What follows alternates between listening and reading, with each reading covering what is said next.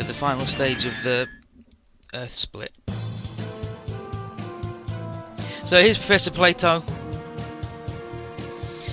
talking to Captain Bright and Douglas and thanking him for escorting the D weapons. And he invites them over for some Chinese dumplings, but Bright has to pass. And he says, oh, that's a shame, because they're real tasty. And Kane, meanwhile, is like, hey Tap, who's the old guy? And Tap says, no idea. And Light says, from the looks of him, definitely a scientist, but... And then Douglas is like, how dare you? That's Professor Plato. And Kane's like, Plato? Wait, that's... And then here's Diane. And she says to Plato that... Yeah, she says to Kane that Plato is indeed Linda's dad.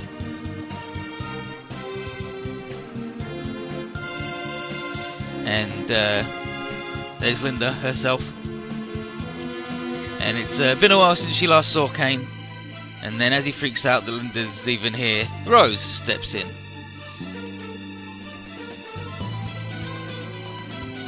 And then Tap and Kane are surprised because they thought the three of them were still at the refugee camp. But Diane will explain everything. First formal introduction. This is Professor Lang Plato. He's the inventor of the metal armors, and he defected from Giganos. And Kenny's like, wow, this guy's really Linda's dad, huh? And Plato just says, well, she took after her mother. Yeah, took after her mother. Douglas tells Kane to treat the Professor with a little bit more respect. He's the single greatest person the Federation has in the fight against the Giganos. And then Plato gets really serious, opens his eyes and everything, and he says that he's anything but, and rather he created that which has caused the problem in the first place. And it could well be that his metal armors is what enabled Giltor to wage his war, and thus he seeks to atone by helping to end the conflict that little bit faster, and that's why he brought the Dragonards to the Federation. Loads of things unforeseen happened before then, which is what led to Kane getting Tap and Light getting dragged into it. And for that, Plato is truly sorry. And Kane's like, nah, it's fine, all water under the bridge. And then Tap says that they're just about being dismissed from duty, so it's taking care of itself. Bright asks Professor Plato about a few rumours he's heard, saying that the Professor died before right after the war started, and Diane says that they were just all propaganda spread by the Giganos in the interest of maintaining morale and concealing that he defected, right? It's just like, oh, he died, he definitely didn't quit. And her peers at the Intelligence Bureau were the ones who orchestrated his escape in the first place. Tap is like, what the heck, that's your job, Diane? And she said that she did tell him during the going away party, which is when they got him to escape, before they were sent to Aquapolis. And Tap was like, geez, I thought you were joking. Ugh. But regardless, her mission since has been to stay with Linda and keep her safe. And he's like, why didn't you tell us? And she says, well, because to fool the enemy, you must fool your friends. And Tap is like, okay, I get why Diane and Linda are here, but what about Rose? And Rose points to a little badge on her collar, and she's been commissioned as a second lieutenant. And she and Linda have been working as Plato's assistants. And for that matter, Linda is a first lieutenant now. And Kenny's like... And then Kenny's like, oh, jeez. These girls all outrank us. Damn. We haven't been promoted at all. But Rose says that they don't need to stand on ceremony with them. Just act like they did when they were in the Idaho. Taffy's mostly worried about something else. Like, why the hell did Rose join the military in the first place? And he tells her she should know full well how damn dangerous battle could be. Why wouldn't she choose the relative safety of the refugee camp over here, a military base? And Rose says that she's here of her own volition. And she says, I want to bring this war to an end as quickly as possible. If it doesn't end quickly, there's only going to be more and more people losing their families, as I did. And Tap can obviously only stay quiet after that. But Professor Plato's forced to interrupt. And yeah, they got to move fast because the situation's still critical. He wants the Dragonauts brought to the factory so they can get the combat data and start the mass production of the Dragoons. And the Dragoons, which are going to combine the strong points of all three Dragonars, while also being capable of unaided flight, unlike the mass-produced mobile suits. And they're cheap to produce, and that should help swing things for the Federation. But at the end of the day, the situation is too complex to be reversed by a small bunch of special units, says Plato. And despite how strong we are, we can't take part in every battlefield everywhere. And Bright absolutely agrees. But on the other hand, the Dragoons can't contend with the stuff like the Martian successors and their boson jump stuff. The Tekuryu, the Dolums or Angels, and that stuff still needs our very specific skill set.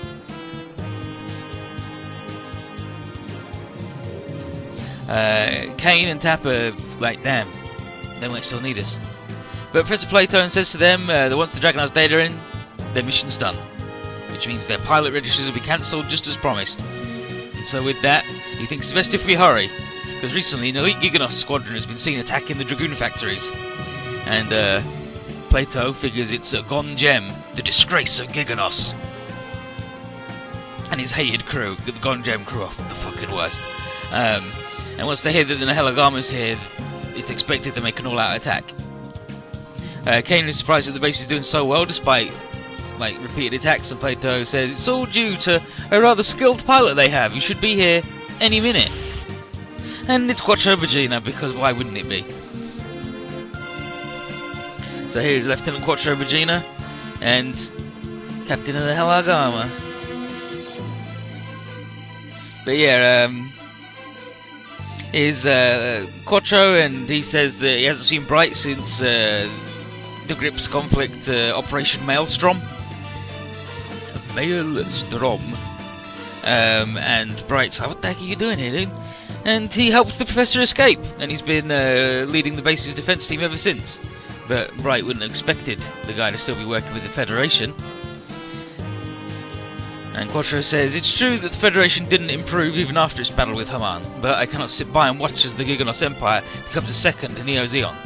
Moreover, it seems this era still needs the strength of a man like me. And Bright won't complain if he's offering the help, though, because it's more than welcome.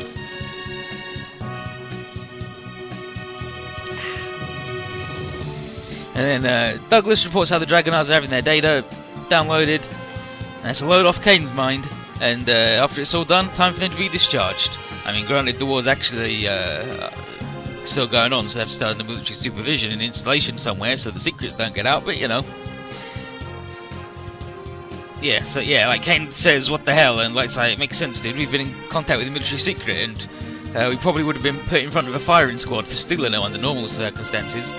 Kane obviously still isn't happy, but Diane, in her incredibly 80s power suit, says it's the best that could be arranged, so he's got to make do. And Tap says, well, you know, either way, you're still not going to have to fight anymore, right? And he's like, yep, you're going to be removed from the Helagama team. And light figures getting cooped up in some base instead of out in the field will also increase their survival chances.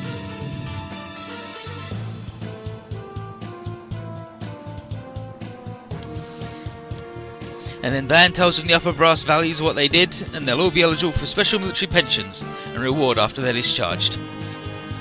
And then Tap is like, well, how much? $2 million. $2 million? Buh! Yeah, with that kind of cash, Tap could buy his whole family having the good life and even start his own business. He's like, yep, that's one of the options being presented. For one, and then Douglas says, yes, the other option is to stay in the military and keep on fighting with the Helagama team. And in that case, they'd even be awarded the Salem Medal, which is pretty much reserved for war heroes, but they wouldn't get the 200 million. Tap says, that's not a choice then, is it? Ridiculous. Give me the money. But Kane's like, I don't know. Like, what gives, dude? You just gotta hang out inside some base and then boom, $2 million. Don't even need to fight anybody. But Kane still... He asked Diane how long it'll take to get their registries deleted, and considering it'll take the better part of today to get the Dragonite data, it's expected to happen tomorrow. And then Kane says, well, in that case, let me think about my answer till then. And Light says, me same. So they leave, and Tap is like, what the hell, you two? What the hell? Come back here! So he runs out after them. And then Diane asks, and Douglas says that he doesn't know which one they'll pick. But it's only thanks to those three that they managed to deliver the units intact. And even though they've been a major headache to him, he admits he'll miss them if they leave. And then Diane's like, oh, does that mean you're rooting for them to stay? Absolutely not. They'll obviously keep on being a pain in his butt if they don't quit, so Douglas wants them gone. And Diane with the, really, that's so, yes. And then back to the lounge. Everyone's watching as the Dragonar team comes in. And Koji explains to Light that everyone was wondering how things were going to go with them. And Tap is like, oh, no, gonna take the $1 million and we're going to be leaving. See ya. And then the kid's like, Tap, is there no way you won't reconsider? And Tap sees no reason. It's not like he started doing this because he likes fighting. And the kid's like, well, I don't either, dude. But and Daisuke just tells him to leave it. It's not like, yeah, if this war was their decision, then we haven't the right to oppose it. And Tetsuya goes, yes, it's better that cowards leave as soon as possible. It's like, what the? And Light just, yes, Tetsuya's razor-sharp wit. Back at it again. But Kane doesn't appreciate it. He's like, you calling us cowards? And Tetsuya says, I don't know if I could have made it any clearer. And then Daisuke again is like, alright everybody, calm down. If people don't have to fight, they shouldn't fight, alright? And Tetsuya says, but those who have the means to fight are a different case. Throughout the world, there are people who die without ever having a chance to protect what is dear to them. Those who voluntarily walk away from that battle are nothing if not cowards. And Kane's like, by Jove, he's right. Tap agrees, though, that he never joined this war of his own free will. Every bit of fighting he's done thus far has been just to survive, and that's why he's only got 4 PP. And Tetsuya says, why don't you just run after all this time then? Surely you had many options and chances to leave. And Tap's like, well, but Koji and Daisuke tell him to leave it. If they're gonna be leaving, at least let it be with a smile. So Tetsuya says one last thing. If you leave with the Dragonars now, you'll regret it for the rest of your lives. And Tap's like, well, I think I'll regret it if I don't leave. So Tetsuya just says, do whatever the hell you want. Tap's like, well, alright, bye. And he just leaves. Light is like, this seems to be the very definition of walls talking to each other. And Tetsuya notes that he had figured the Dragonar pilots had more guts than this. And now Kane is even more uncertain whether he should leave or not. So, here's Professor Plato outside looking at the Dragonar combat data. And Kane, Tap and Light exceeded all expectations. Yeah, Dan sees that it wasn't by chance they survived this long, and indeed they managed to use great use of the Dragonars. And Plato asks Linda about a certain other job that's being done right now. And Linda says that the frame and parts have already been replaced, only the weapons are left. And Plato says, yes, much faster than expected. And Linda says that's because of the production line the Professor set up beforehand. Should be ready for start-up tests tomorrow, but it might be for naught. Linda asks Diana how Kane and, what was their decision? What did Kane say? And Linda says that Kane and Light need more time to think, despite Tap's desire to get gone. And Rose sighs at how Tap just doesn't get it at all. Yeah, look at that face. Ooh, that guy! But Linda doesn't want to force any of them, even if it means wasting those 3 units. And Plato tells Diane to call the pilots, not to tell them about that, but to get their feel on some Dragoons that the Dragonar data pointed to, because what he's got in mind is a small mock battle.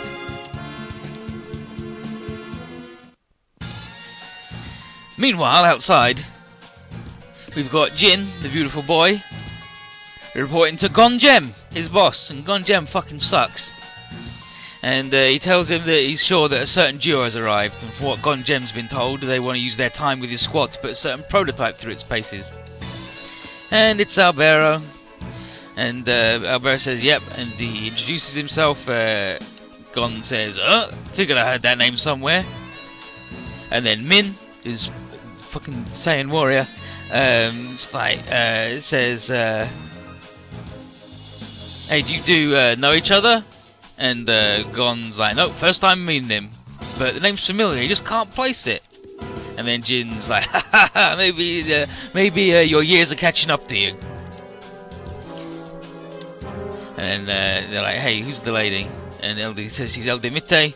And then Jin instantly is like, wow, look at the pretty lady. Hey, Albero, you want to lend me her for a minute? I'll make it worth your while.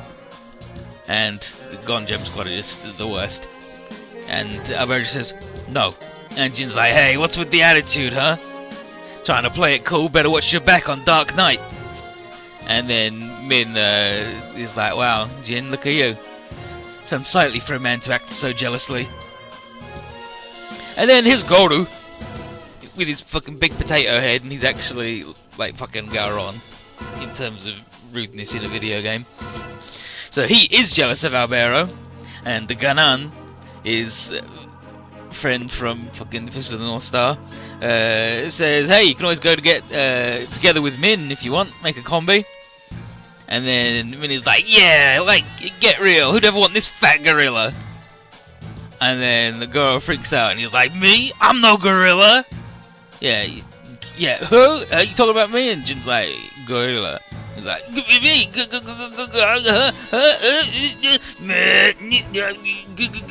I'm not gorilla. And he starts firing his fucking machine gun everywhere. And Ganon tells Goru to, yeah, he's Goru, not Gori. Tells him to mind his manners, lest he scare the guests. And LD is, in fact, a little bit spooked. And Min figures their squad's going to be a bit rough for a fine lady like her, but LD tells her not to worry, her upbringing isn't as nice as it might look. And then Min is like, oh, I wonder how long that brave face will last. And LD says it only has to last until the work here is done, at which point they will leave. And then Jin, he's all over it, says that spirited women like her are his type. But again, Ganon tells him to drop it. And he says her elderly knight is watching. And Jin's like, yeah, I'll beat the shit out of him. And Albero Woodley is like, these guys are even more lawless than I'd heard. This is, what the heck? And then Gon Gem is like, oh, I remember! Albero S, the commander of the Cry Wolf Squad. Special Forces. The Federation, filled with pretty skilled dudes, but with the commander here, you gotta wonder whether he turned traitor if everybody died. Gon doesn't care about his past though. He just what he intends to do now. And Albero says that he just wants to collect combat data from fighting in the Helagama squad. He's no intention of stealing any of the glory from Gon's men. He says he's gonna play decoy and lure them to Helagama while the rest of them do an ambush, and they don't even need to attack, but if they do then they'll leave. And he even offers to pay Gon double for whatever he and LD consume. And Gon likes the cut of his jib and looks forward to seeing what the ex-Cry Wolf can do. And he'll leave it to Albero to draw the Agama away, and he tells him to make his own plan and execute whatever looks good. They may or may not go along with it, just have to see in the moment. And Albero just is like, sure.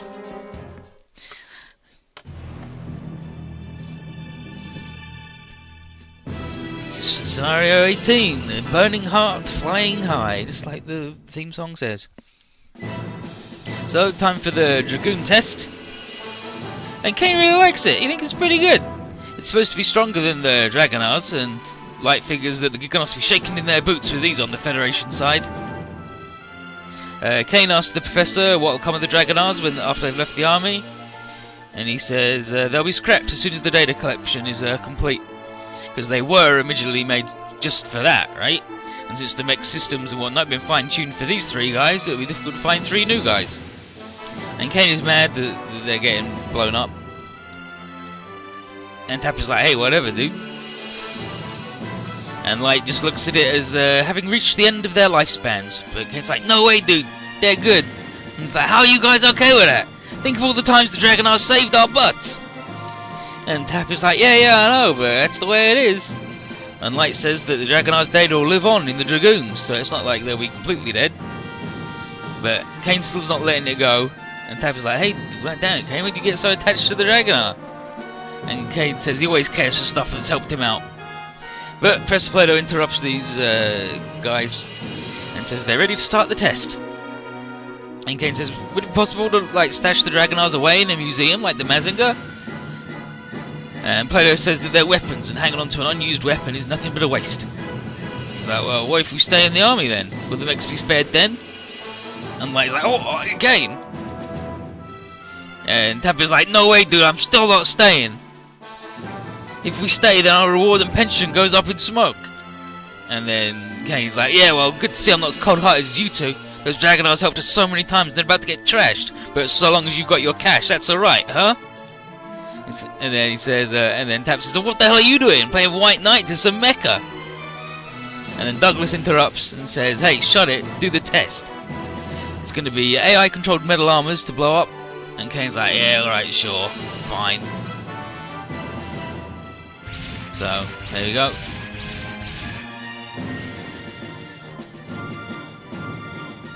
And Douglas wonders if Kane and the others will be able to pull this off because it's their first time piloting Dragoons.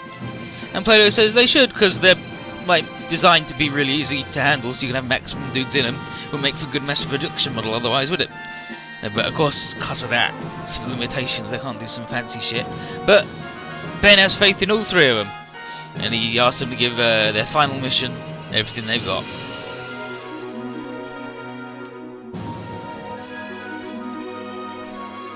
And so, here's these guys. They've got the AVAC thing, the electronic warfare and countermeasures.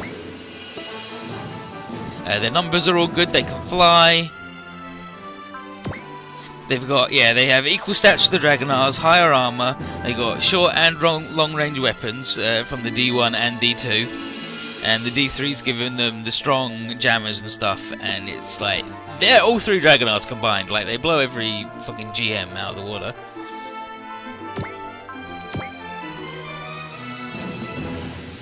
But let's get our shit on, shall we?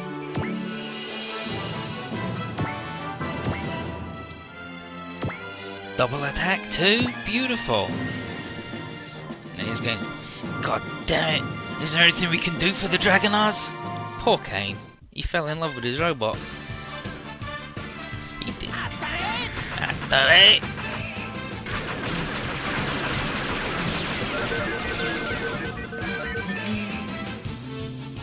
Dragonar's good.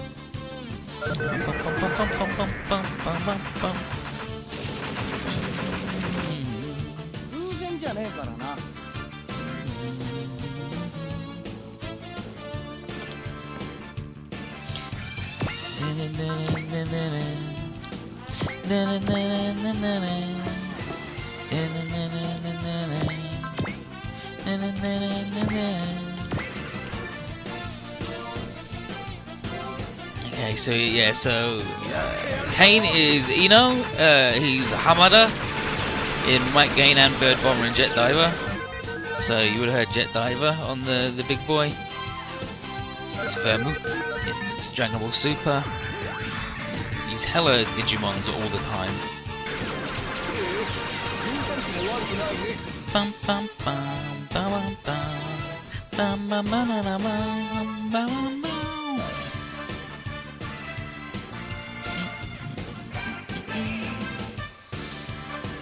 He's fucking Skeeter in the Japanese dub of Doug. That's fucked up.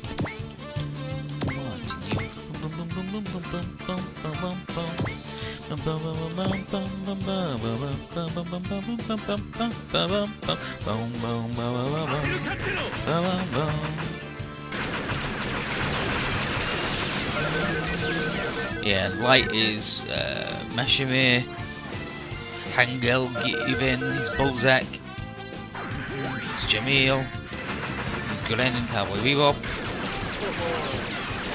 he's the Claw in Gun Cross Sword, he's he's Gwyn in the Gwyn Saga, he's Mako's dad in Kill la Kill.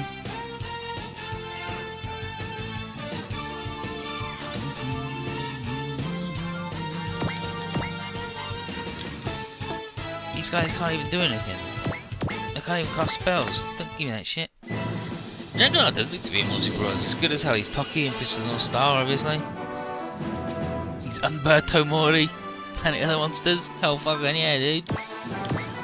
460mm rail cannon. He's Ultraman Story. Ultraman Zoffy. He's Raiden.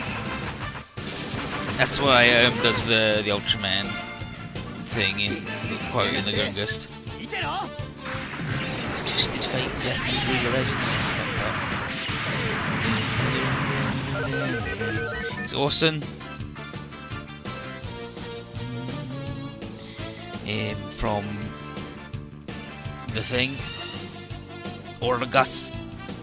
Bum bum bum bum bum bum bum. And in the complete box, which is games 1, 2, 3, and 4, he's Duke Fleet too.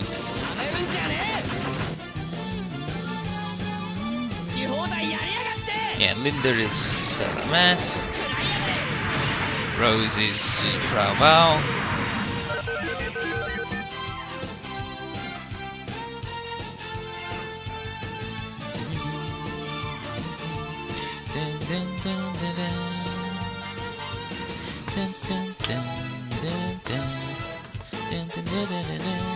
I love you.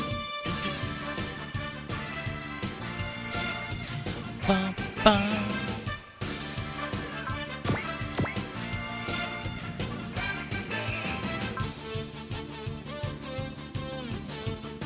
Dual missile pod.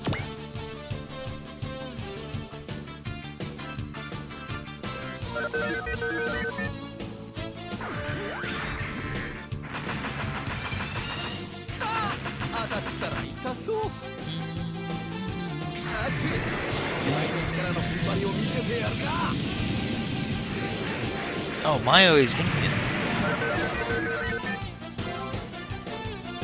Mayo.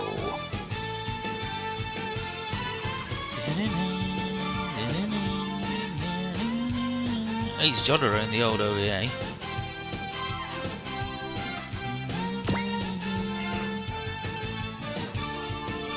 He's Mr. Goat in the disco. Bum bum bum bum bum. Bum bum bum bum bum.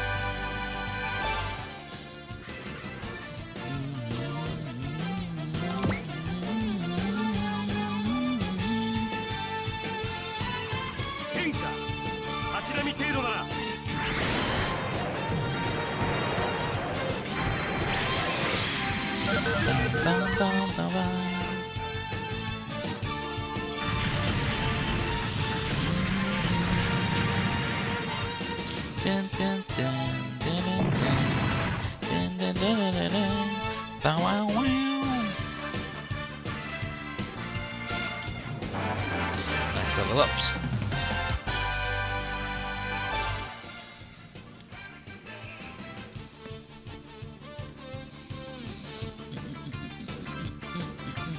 Laser sword.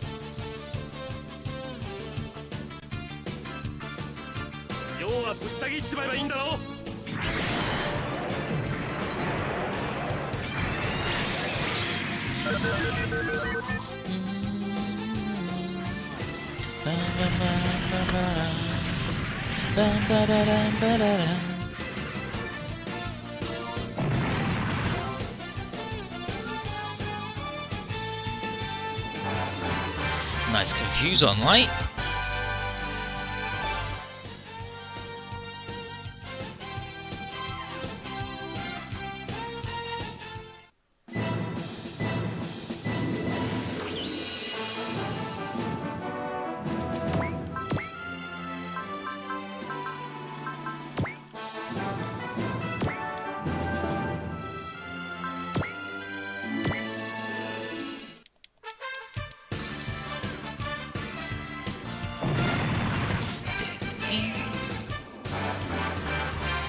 Kane still has a mystery skill.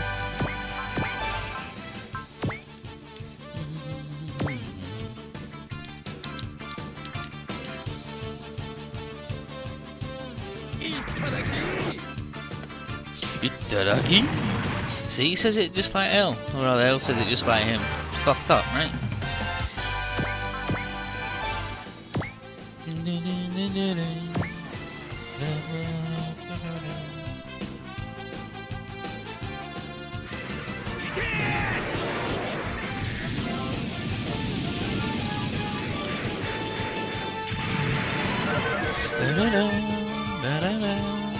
So we blow up these jokers.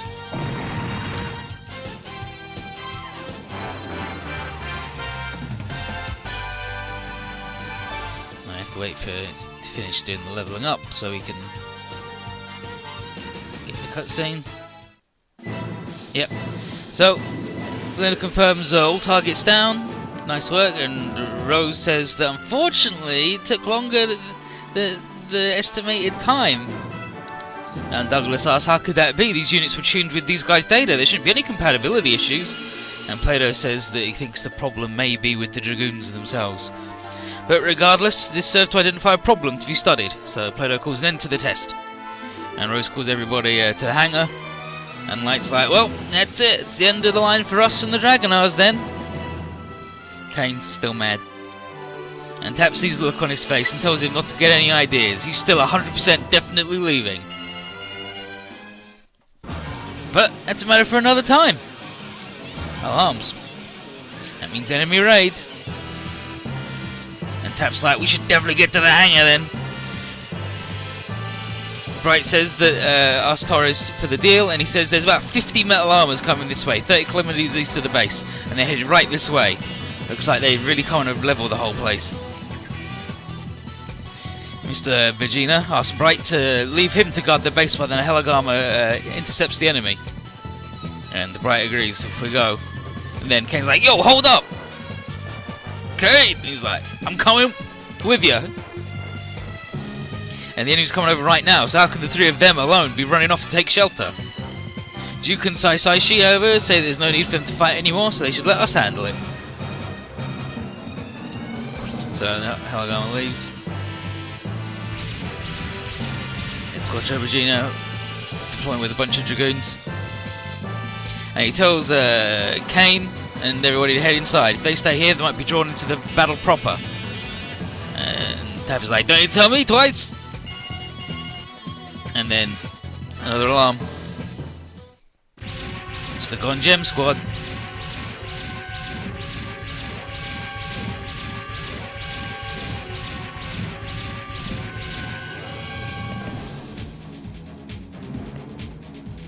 And, seeing as the actual Con Gem command units are here, Quattro realises that the force in use was a feint.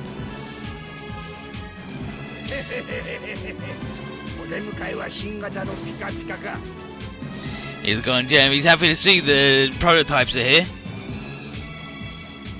And Ganan thinks they're rather puny looking compared to the rumours. Min agrees and says these things are centuries away from being able to deal with them. See, I told you she was insane. She has a fucking scouter. Goro is like, huh? 100 years? But 10? She's like, fucking idiot, shut up. Gon Gem asks Jin for the deal, and he confirms that the Helagama took Albero's bait, hook, line and sinker. And yeah, the old man's got skills to back his attitude. And with that, Gon tells Jin to jam the base's communications to stop him from calling back the guys. Like, alright. And then it's like, call the Helagama, and Rose can't get a line. Now that all hell is broken loose, Kane is like, only one damn option. We need to join the fight as well, or Linda and Rose and everyone else will be in real trouble. And Tap doesn't like it, but he's right. And so the Gon Gem squad's going to move in. And Linda knows this is very much against us. So Professor Plato makes a request. He says, have those three units ready for launch. Diane asks if he's going to have Kane, Tap and Light use those for this, and indeed he is. After all, those mechs were developed with that in mind. They may not have been tested yet, but Plato says you'll just have to bet on their capacity of overcoming hardships. It's not just about the tech, it's about the pilot. This dude over there who looks a lot like a man who said that. But the professor gets in touch with Quattro to let him know what's going on, and asks him to buy him time until the machines get ready. And Quattro's like, well, alright, no other choice, so sure. Quattro asks Kane's group to keep at the rear, and Kane's like, no wait dude, I'm coming with you. And he tells you, and he says, hey, how about your team watch my back? And Light says, yep, they're a lot more experienced hanging Dragonar style mechs than the faceless guys you brought. And Quattro's like, no, really, Plato's going to be launching some new prototypes that need protecting for now. And then, wait, new prototypes? You had something other than Dragoons here? And then Light says, and who did they choose as the pilots? We didn't hear of any new guys coming around. And Quatro says, no, the pilot's already here. And Kane, huh? And Quattro's like, but enough, the priority now is keeping the base safe. So he's going to lead the charge. And here he is in the Hyakushiki Kai. It's not brilliant.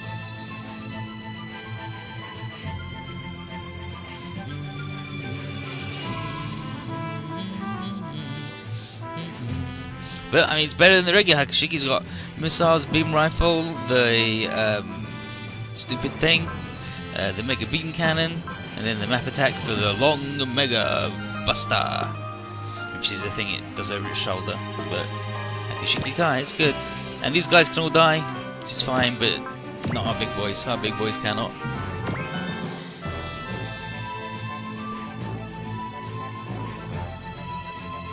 I don't really want to send Quattro anyway because he's unupgraded. Mercy, Hot Blood, nice work Quattro, but you ain't going anywhere, dude.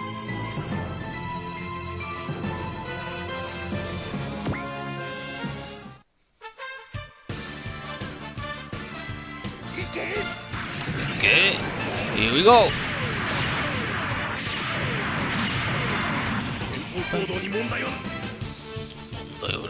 This isn't gonna be a problem if you don't take them out. I can't believe these guys are still in a vault.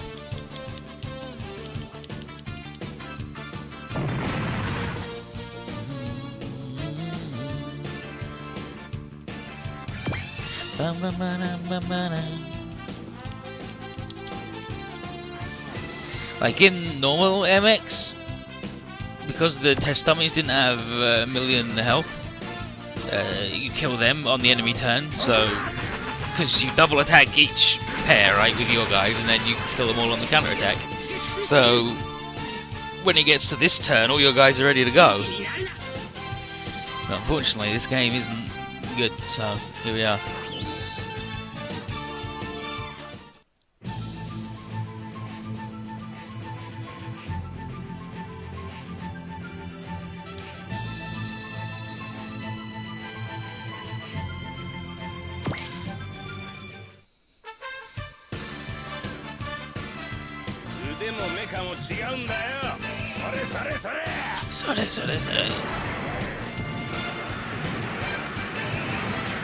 Oh, see you, tiny guy. Sounded like Tasuku trying to not sound like Tasuku. Dun, dun, dun, dun, dun, dun, dun.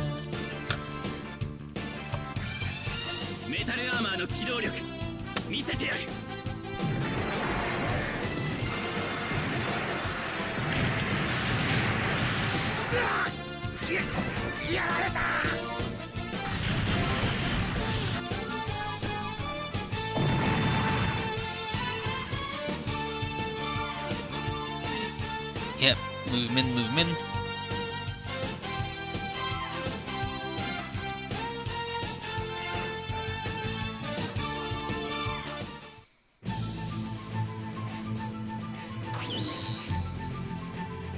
And then here's Gonjam. Aha! These guys ain't half bad. I reckon they must have made it through some tough stuff. Still, to me, they got more openings than Swiss cheese. And flies in on Kane. And then Kane, what the hell? Damn it! Wakaba, pull back! Ha ha ha! Too late for that, Sonny!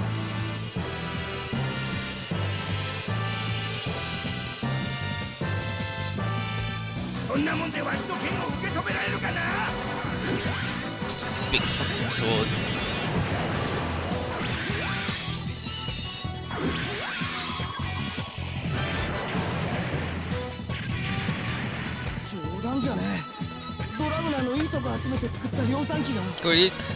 You missed Kane, Light, and Tap getting offered $2 million each if they retire now, or they can stay on to the military and get a medal for being war heroes. And Kane sort of wants to stay on, and Tap is like, no way, definitely not. And now we're getting attacked by the worst dudes. The Gates thing, the OG Gates and Garon, where they're just like, hell yeah.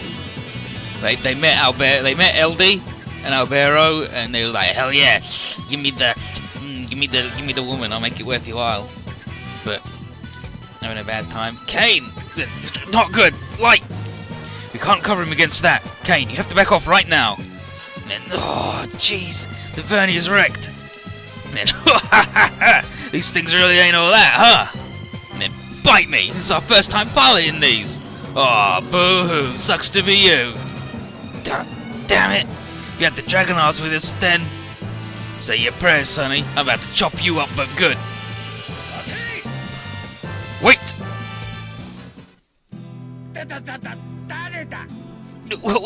Who's that? Where are you? Show yourself! I'm really glad that they have voice lines for every ROM style bit. It's...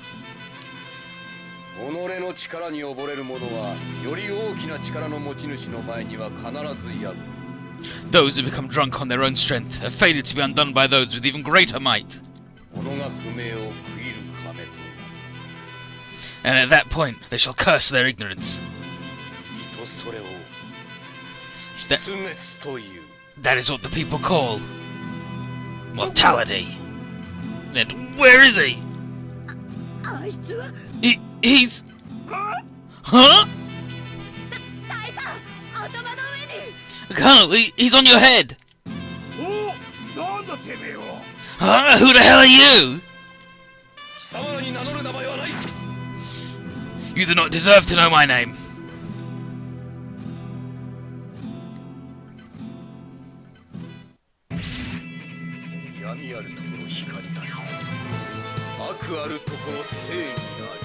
Where there is darkness, there is light. Where there is evil, there is justice. The emissary of the heavens, Kenryu, has arrived. Shut up! You got balls picking a fight with the Gon Gem Squad.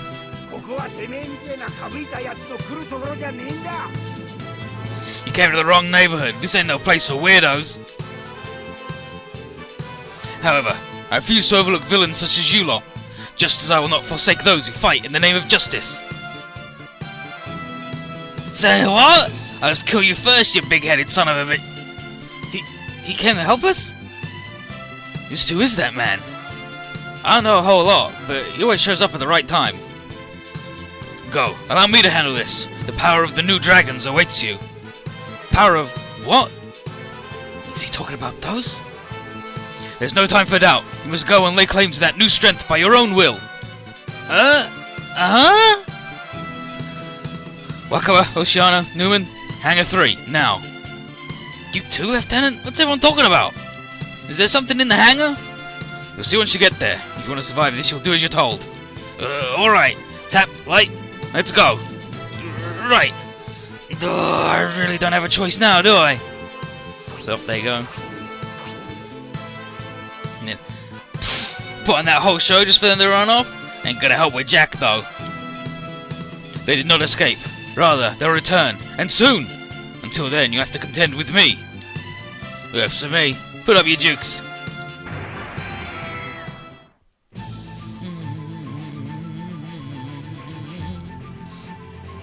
He's the good boy. He's the little boy.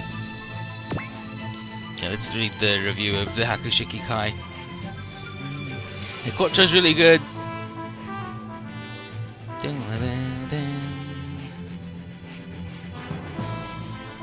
Yeah, full armor Hakushiki Kai is real good. But it doesn't do much damage. It has no combination attack, so it's below the Zeta and double Zeta and the Kubalays. But it's the same with the new. But yeah, good for mook hunting. Not so good against bosses, but not a problem. Because, you know, it's the guys.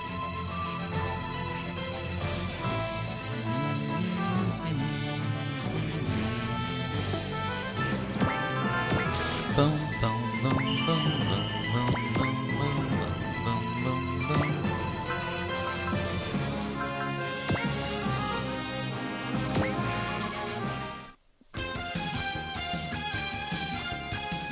そこまでだ。覚悟するがいい。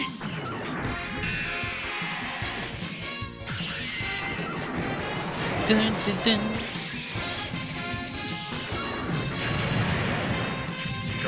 魂知らんぞ。 Soul of Genos will never die.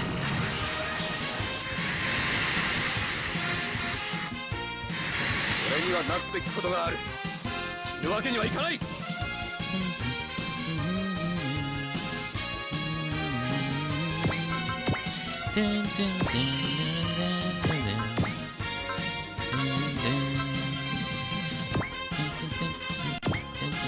Yeah, just a straight line.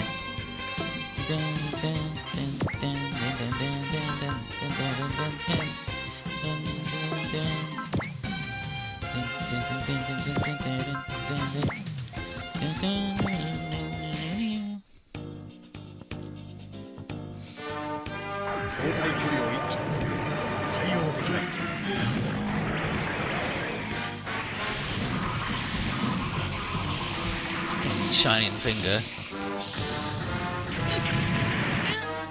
Let's have a look and see what level he is. He's level 26, so Quattro comes with that for free.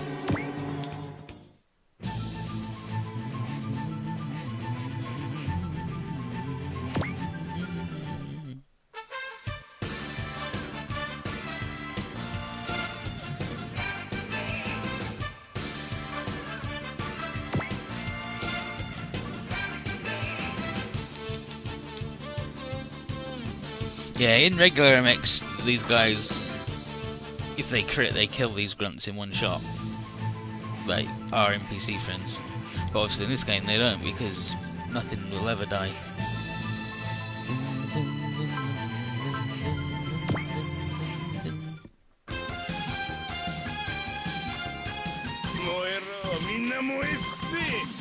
Gonna blow you away. That burning hell. Nice shield, Rom.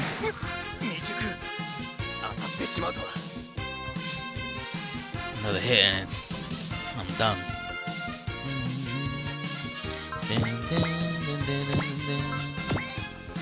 Just don't die, Rom.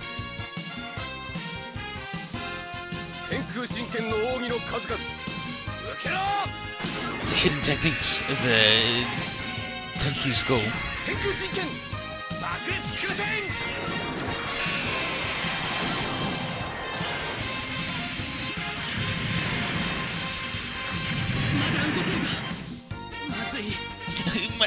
Mazui, this is bad. Mazuizo. Real bad, most bad tasting.